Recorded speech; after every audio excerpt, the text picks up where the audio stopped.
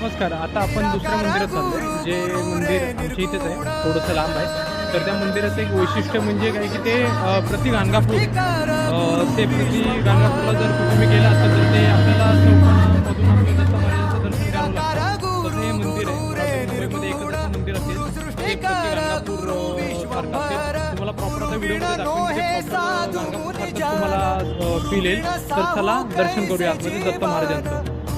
आणि नमस्कार. आणि एक गोष्ट सांगायची राहिली की बघा आपण त्यांना हार घेतलेला आहे. तिकडे तुम्हाला नारळ आणि केळी दिसते आणि अत्तराची बॉटल पण दिसते. त्यांना हिना अत्तर खूप आवडतं, तर मी हिना अत्तर पण घेतलेलं आहे. तेवढं तुम्हाला पिशवीमध्ये दिसते नारळ, प्रसादाला केळी आणि हा हार आपण मोठा घेतलेला आहे. तर दत्त महाराजांना आवडतं आहे. आता वर्षातून एकदा दत्त जयंती येते, तर बोललो आज मी दरवर्षीच देतो. आई पप्पांना आले तर आपण मानच केला. मी मानच बोलतो. मागच्या पण व्हिडिओला मी मान देतो की आपला दत्त महाराजांच्या वरती आशीर्वाद राहते तुमचा.